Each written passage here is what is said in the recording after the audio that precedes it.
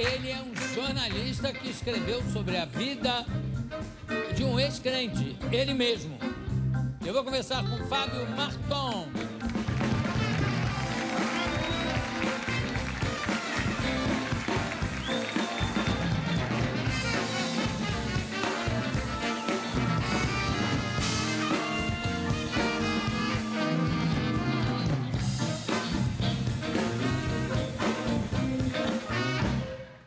Você vai me perdoar antes da gente começar?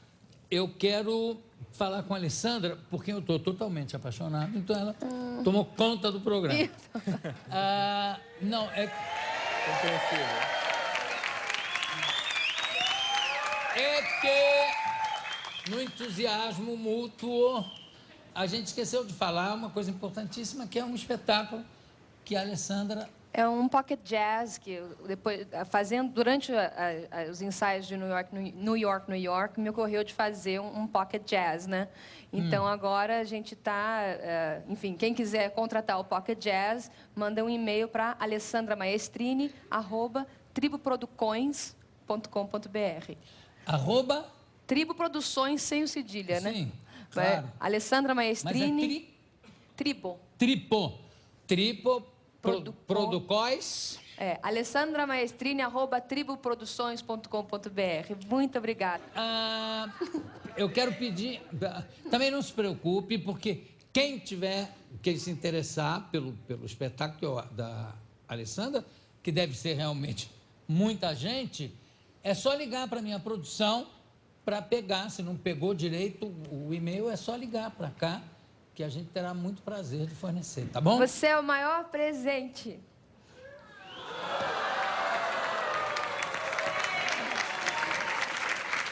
Difícil concorrer com isso, né? Muito difícil. Agora, o curioso é que eu estou aqui com... Você é jornalista. Marton ou Marton? Marton. Marton. E está lançando um livro... Ímpio. Ou Ímpio, é isso? Ímpio. Como é que se deu essa reversão? Que há a conversão e há a reversão. Quer dizer, você era crente e, de repente, perdeu totalmente a fé? Sim, eu fui crente até o limite disso, né? Eu fiz tudo o que havia para fazer lá. Eu preguei no púlpito, cantei, ajudei a expulsar o capeta da minha mãe, tive um capeta expulso de mim mesmo. Da sua mãe também? Da minha mãe eu dei uma força só. Mas resolveu? Sim, na hora pelo menos sim. O meu um pouco mais complicado. Ajudou. Na verdade a gente teve que dar um ipom nela, segurar ela no chão um pouco assim, mas passou. Mas o que eu acho engraçado é o seguinte, é que era uma seita muito específica, não é? Porque quando a gente fala, poxa, a gente começa com o protestantismo e nós temos várias seitas, várias vertentes seríssimas, mas a sua, pelo nome, já me parecia uma coisa estranha e, de repente, acabou. Como é que chamava? Como era o nome? Igreja Evangélica Exército Celestial.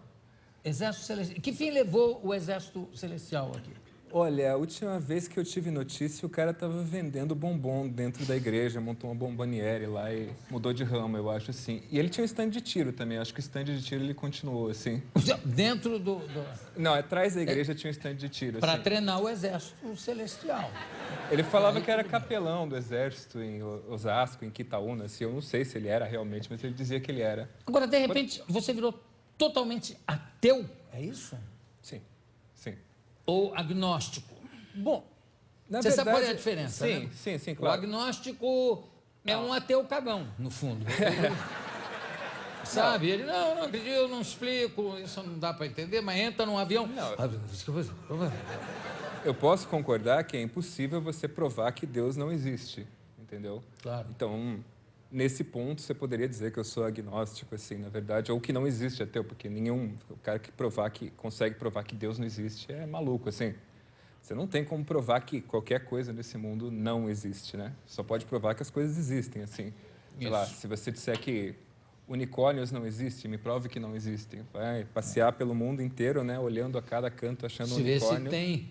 Eu só quero dizer que o Vaguinho está te olhando quase que te medindo, assim, para ver se vai dar um bom santinho. Ele me acha esquisito, eu acho. Hein? Eu acho que ele me acha esquisito. É capaz. É capaz. Diferente. Por que a sua família foi até a chácara de um amigo desse pastor? Para ver o fogo cair do céu.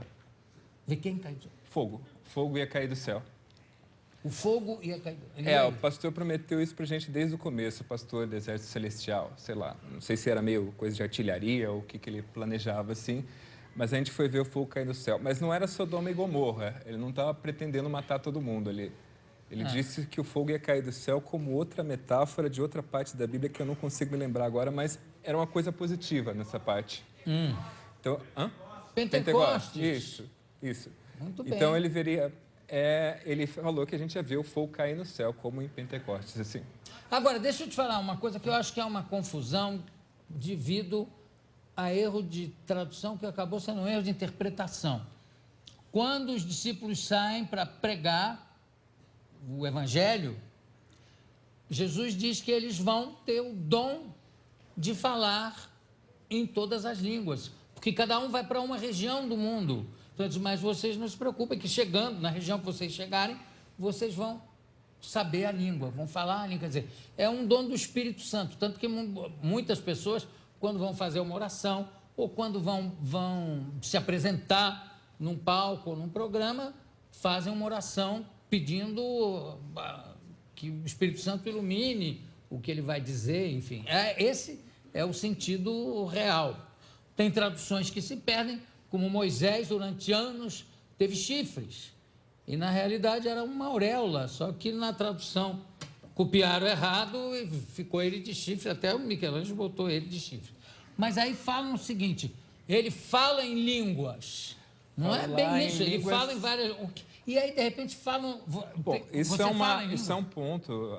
Suri Cantaramahai Elianda, oh, Jesus maravilhoso, oh, Suri Mianaramalai, Jesus, me abençoe, Jô Soares. Enfim.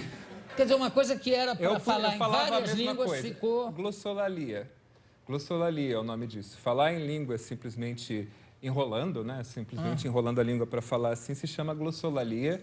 E teve... Que é o oposto da intenção No Pentecostes aparece os apóstolos falando com as pessoas reconheciam a língua delas. Pessoas de várias regiões do mundo estavam lá e receberam, entenderam a língua delas. O dom era esse, né? Obviamente, isso não tem nada a ver, porque isso não é língua de nada. Inclusive, foi provado que isso não é língua de nada. O linguista americano, W.J. Samarin, ele escreveu um livro nos anos 70 sobre isso. Então, ele descobriu que a língua estranha, como acontece nas igrejas pentecostais, é diferente em cada país. Mas não são em todas as igrejas pentecostais. Né? Pentecostais, por definição, quer dizer que eles acreditam no Pentecostes em línguas estranhas. Mas nesse sentido? Nesse sentido. Não. Quer dizer que eles acreditam em línguas estranhas. Falar em línguas estranhas, realmente.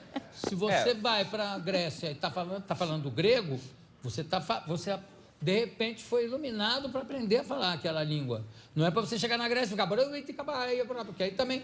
Aí, em vez de não te entenderem só na Grécia, não te entendem em lugar nenhum, né? Mas, pela definição, pelo menos que eu aprendi enquanto eu estava lá, Pentecostes é importante para os pentecostais justamente por isso. Eles se marcam com isso porque eles são as igrejas que falam línguas estranhas e acreditam em milagres do Espírito Santo, como em Pentecostes. Então, falar em línguas estranhas é até um rito de passagem, assim, de certa forma. Quando você fala pela primeira vez em línguas estranhas dentro da igreja, você foi batizado no Espírito Santo. De certa forma, quer dizer que você foi um o adulto. oposto da intenção do Espírito Santo, que é exatamente de comunicação. Mas né? aí tem o dom também de traduzir línguas estranhas, né? Algumas vezes está falando, e Deus está dizendo que, sei lá, vai cair café na sua camisa. Se você for falar no Jô Soares, aconteceu comigo agora. Caiu café na sua camisa? Café na minha camisa, sim. Mas isso é coisa do Vaguinho. Isso aí é marca. O que aconteceu quando você subiu? Por que você subiu no telhado de casa? Para ver o mundo acabar. Para ver o mundo acabar?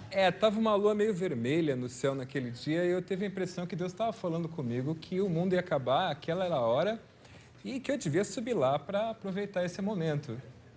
porque é uma coisa positiva, né, na visão desses Você crentes, vê o assim, o mundo mundo ali. acabar. Claro, você vai ser arrebatado. Você sabe que Exato. tem uma amiga que me ligou muito preocupada. O que você vai fazer quando o mundo acabar? O que você vai fazer? Eu digo, vou fazer dieta. O mundo vai acabar, cortar o cabelo. Vai fazer o quê se o mundo acabar? Né?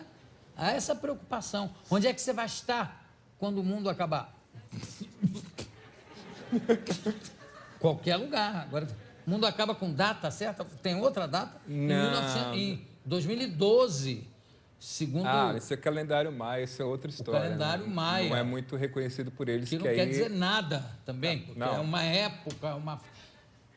Enfim, é uma loucura. Agora, o que aconteceu que você foi desbatizado, vamos dizer, Bom, da Igreja do Exército? O exército acabou, a igreja do exército, e eu fui para outras igrejas, outras mais normais, assim, fui para Assembleia, para Evangelho Quadrangular. Bom, mas aí tudo bem, mas por quê? E de repente passou por isso tudo e aí ficou ateu. Não foi tão rápido assim.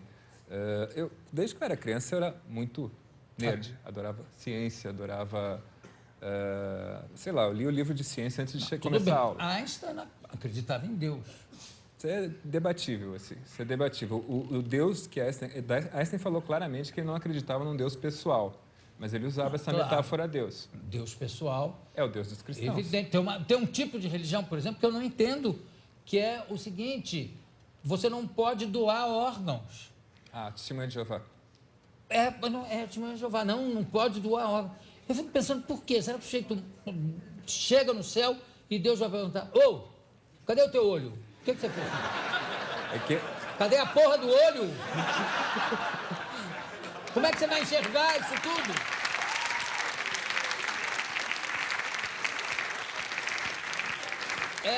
É realmente uma imagem de Deus desse tamaninho, não é? Isso não é o Deus que não há gesto maior de entrega, de amor, do que você doar alguma coisa, doar uma parte sua para salvar uma vida, e você já estava morto, não é que você tira vivo. Não, me dá o olho aí, vivo mesmo, tá bom.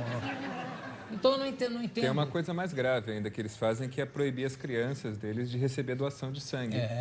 Isso eu acho um problema, assim, sei lá. Richard Dawkins falou que ele considera a religião um abuso infantil, né? Que, sei lá, ele é um cara bastante militante, bastante sério nisso de ateu, ele realmente é muito contra a religião. Então ele considera a religião, ensinar o conceito de inferno para as crianças, uma forma de abuso infantil. A criança fica apavorada, entendeu? Está fazendo abuso psicológico para ela. Eu não chego nesse ponto, assim, eu não acho isso. Eu não sou. Bom, eu não sou ateu. Eu acho que fica claro, que é devoto de Santa Rita de Casa, realmente não pode ficar difícil ser ateu, né? Mas eu acho que há exageros dos dois lados. Você dizer que, por exemplo, que a religião é o quê? Um abuso... Abuso infantil. Ensinar o inferno para as crianças é abuso infantil, ensinar a ideia de inferno. Mas eu não sei se isso é ensinado, porque em todos... em tribos, em todo lugar do mundo surge esse conceito, que eu acho que é muito mais um conceito moral do que religioso, né? A pessoa usa, olha, não sei o que, você vai... Inferno não chega a ser uma ideia universal, nem toda religião tem isso assim. Mas a questão nisso... Não, mas tem um lugar pior e um melhor, não tem? Pode ser karma, por exemplo, não é nem lugar. Você vai... Karma, reencarnação. Alguma coisa vai te acontecer. Tu vai virar bode. Isso. Enfim, é as formas que a religião... Tu vai cair no livro do Vaguinho. Compensar. São as formas que a religião tenta compensar pelas coisas que a gente não gosta na vida. A gente odeia a morte. O que a religião diz sobre a morte? A morte não existe. Você vai reencarnar, você vai... sei lá, vai estar num lugar melhor depois. Reencarnação eu não acredito. Eu não acredito. Quer dizer, também não acredito que a pessoa morra e depois não tenha mais nada que fazer. Então volta para ficar dando palpite na vida das pessoas. Joga no cavalo. Pô, isso eu queria que existisse. Joga no cavalo, qual que é o número da loteria? Isso seria legal até. Realmente até hoje não... Eu entrevistei uma pessoa que há muito tempo que dizia que falava, ele tinha pelo aparelho de televisão, falava com Einstein e Marilyn Monroe. Era muito variado o cardápio dele de E ele falas. conseguiu trazer uma nova teoria da física, conversando com Einstein? Não. O Einstein só dizia que, olha, vai fazer muito frio amanhã. Bom, eu conversei aqui com... Por que é Marton ou Marton? Marton. É Marton só, não é? Ou tem gente que chama Marton, porque eu falei Marton o tempo todo. Não, mas todo mundo... Porque não, é porque me falaram errado, escreveram errado para mim. Agora que eu vi que é Marton. Então você me perdoe. Não. Você me perdoe. Tá bom? Muito obrigado pela sua presença. Daqui a pouco a gente...